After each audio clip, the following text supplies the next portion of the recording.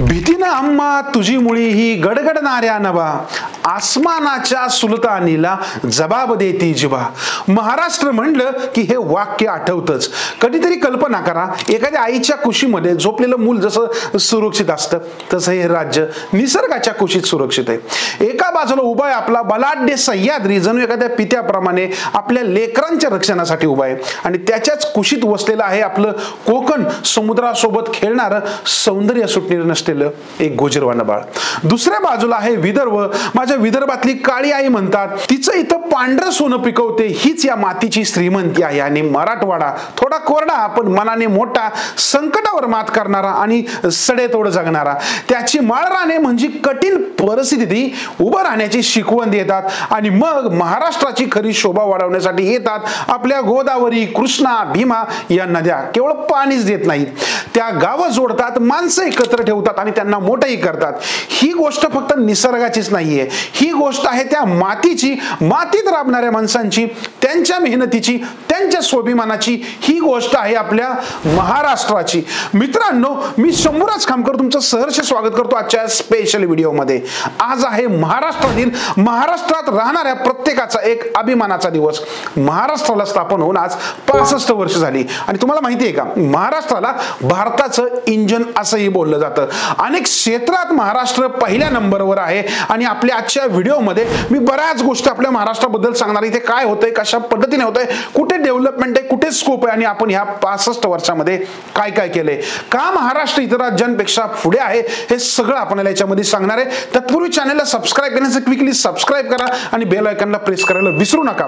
लक्षात ठेवा, आपल्या सगळ्या मराठी लोकांसाठी आम्ही एक स्पेशल कम्युनिटी ग्रुप बनवलाय. नक्कीच जॉईन करा, ज्याच्यामध्ये आम्ही मराठीमध्ये इन डिटेलमध्ये कंटेंट देण्याचा प्रयत्न करत असतो. महाराष्ट्राला कोणाची शिकवण आहे, महाराष्ट्र एवढा मोठा का झाला, या विकासामागे कोणत्या क्षेत्राचं सगळ्यात जास्त योगदान आहे, अशी बरीच माहिती आपण आजच्या व्हिडिओमध्ये घेणार आहेत. मित्रांनो, महत्त्वाची गोष्ट याच्यामध्ये, हे महाराष्ट्र घडवला कोणी घडवला? तुम्हाला माहिती आहे, शिवाजी महाराजांच्या काळात असलेलं स्त्रियांना मान, शेतकऱ्यांना मिळणारी साथ आणि स्वराज्याविषयी प्रेम, हीच खरी आपल्या महाराष्ट्राची ऐतिहासिक पायाभरणी आहे. आणि याचबरोबर महाराष्ट्राला असणारी संतांची शिकवण आणि फुले, शाहू, आंबेडकर यासारख्या वैचारिक प्रभावी मराठी लोकांना आपण हे सगळं शिकलो यांच्याकडून. आणि आपल्याला यांच्यामुळेच एक वेगळं पण आलेलं याच्यामध्ये. स्वातंत्र्यानंतर मराठी लोक सामाजिक आणि सांस्कृतिकरित्या सक्षम झाली होती, पण त्यांनी आर्थिकरित्या सक्षम बनणं बाकीच होतं. पूर्वी महाराष्ट्र हे नॉर्मली बॉम्बे प्रांत होता, तेव्हा भाषेवरून खूप सारे वाद लोकांच्या मध्ये होत होते. तुम्हाला माहिती आहे, 1956 ते 1960 या काळात महाराष्ट्रात भाषावादामुळे लोकांमध्ये बरीच तेढी निर्माण झाली, बरेच वादविवाद झाले होते.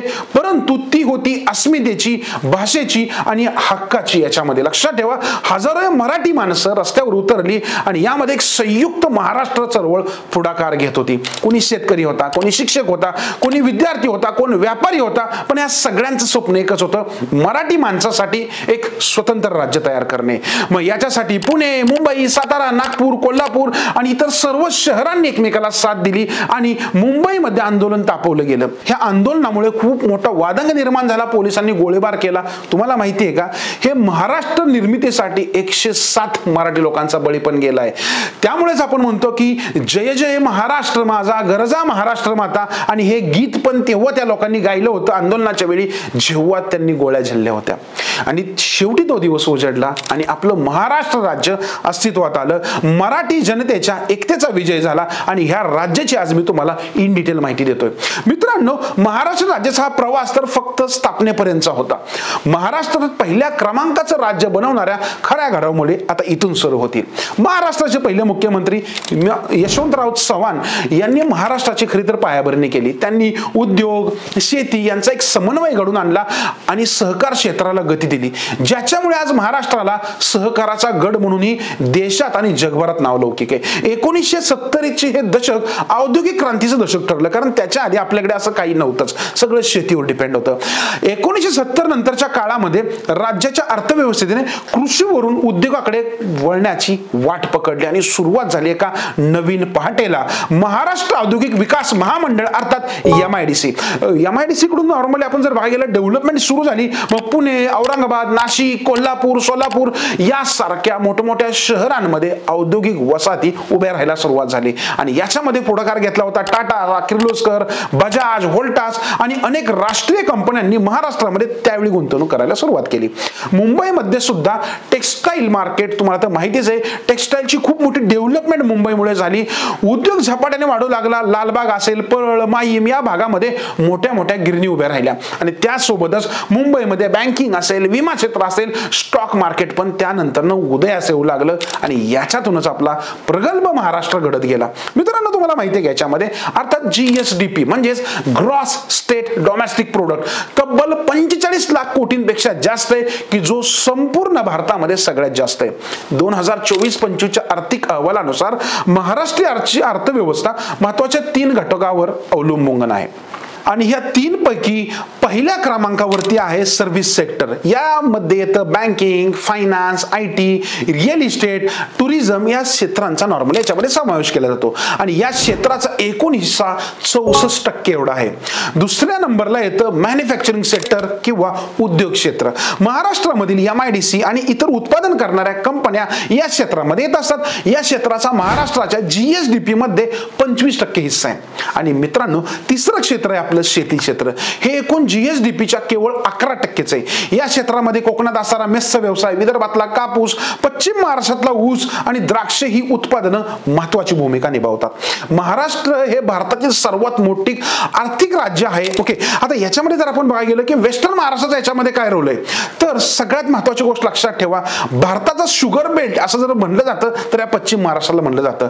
कारण पश्चिम महाराष्ट्राची या शुगर बेल्टच्या विकासामागे खूप मोठी भूमिका आहे. याच्यामध्ये महाराष्ट्रातल्या 36 जिल्ह्यांपैकी 31 जिल्हे शुगरचं प्रोडक्शन घेत असतात आणि त्यापैकी सोलापूर, कोल्हापूर, अहमदनगर, सातारा, सांगली आणि पुणे ह्याच्यामध्ये सगळ्यात जास्त शुगर प्रोडक्शन केलं जातं. अगदी 50 ते 60% महाराष्ट्रात जेवढी साखर बनते ना त्याच्यापैकी जास्त ह्या 4 ते 5 जिल्ह्यांमध्ये बनते. ओके, तर हा बघितला आपण शुगर केन काय आपला महाराष्ट्रामध्ये कुठे होत असतं याच्यामध्ये. आता लक्षात ठेवा, दरवर्षी जवळपास 30,000 कोटींपेक्षाही जास्त साखरेचं उत्पादन हे फक्त 5 ते 6 जिल्ह्यांमध्ये होतं आणि याच्यामुळे 10 ते 12 लाख लोकांना कमीत कमी रोजगार याच्यामुळे मिळत असतो. किती छान गोष्ट आहे बघा. आता हे सगळं आपण बघतोय की शेतीच्या रिगार्डिंग, परंतु आपल्या महाराष्ट्रात जेही बिझनेस चालतात याच्यामध्ये जो GST कलेक्शन होतं, तुम्हाला माहिती आहे का 2024-25 जे काही फिस्कल कलेक्शन होतं याच्यामध्ये, ओके, तर 22.08 लाख कोटींचं फक्त महाराष्ट्रामधून झालेलं आहे. महाराष्ट्र हा इमर्जिंग लीडिंग कॉन्ट्रीब्युटर आहे याच्यामध्ये, जवळपास ज्याच्यामध्ये 3,18,497 कोटी रुपये म्हणजे जवळपास 14.4% ऑल ओव्हर देशाचा विचार करता GST संकलन फक्त एकट्या महाराष्ट्रामधून होतं. आणि याच्यानंतर येतं गुजरात, त्याच्यानंतर येतं कर्नाटका, त्याच्यानंतर येतं तामिळनाडू, उत्तर प्रदेश, ही राज्य स्टेप बाय स्टेप मग खालच्या दिशेने येतात ज्यांचं GST कलेक्शन आपल्या नंतर वरचढ ठरतं.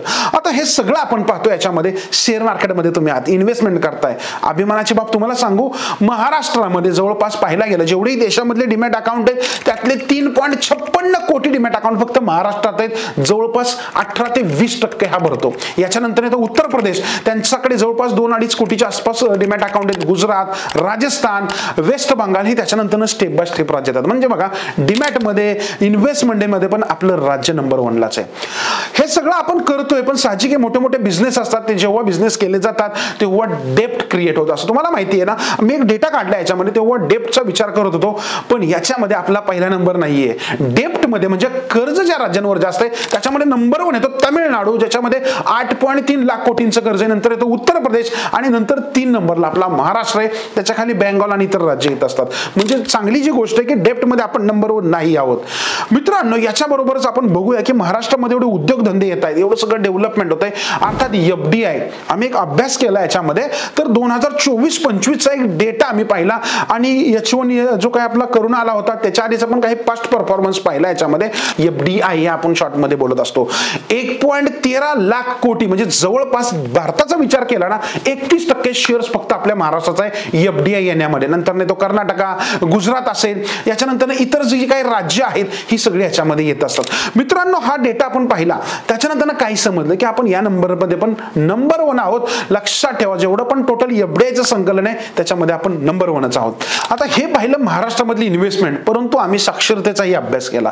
तुम्हाला माहिती आहे आपल्या महाराष्ट्राची जर साक्षरता पाहिला गेलं तर 82.34% 2011च्या स्टडीनुसार याच्यामध्ये, आणि ही सिग्निफिकंटली वाढते कारण 2001 साली फक्त 76% आपल्याकडे साक्षरता होती, जी चांगल्या पद्धतीने वाढते. मित्रांनो, जी एक अभिमानाची गोष्ट आहे, परंतु आपल्या सगळ्यांना खूप साक्षर होणं गरजेचं आहे. आमचं काम आहे जसं आम्ही फिनान्शियली तुम्हाला इथे शैक्षणिक गोष्ट मजबूत करायचा प्रयत्न करतोय, परंतु तुम्ही इतरही क्षेत्रामध्ये नॉलेज घेणं गरजेचं आहे. याच्यामधून तुम्हाला समजलं असेलच की महाराष्ट्राने भारतासह संपूर्ण जगामध्ये आपली ओळख निर्माण केली आहे आणि यामध्ये आपल्या सगळ्यांसाठी अभिमानाची गोष्ट आहेच, पण याच्यामध्ये अनेक बाजू येतात, बरोबर आहे ना, आणि त्यात कोणतीही सुधारणा होताना दिसत नाहीये. असे बरेच फॅक्टर्स अजून महाराष्ट्रामध्ये आहेत की ज्याच्यामध्ये आपल्याला वाटतं की अरे इथे खरंच डेव्हलपमेंट झाली पाहिजे, अजून याच्यामध्ये सुधारणा झाली पाहिजे, कारण हे राज्य नंबर 1 आहे, नंबर 1च राहिलं पाहिजे आणि याच्यासाठी तुमच्या माझ्या सगळ्यांचं योगदान देणं गरजेचं आहे.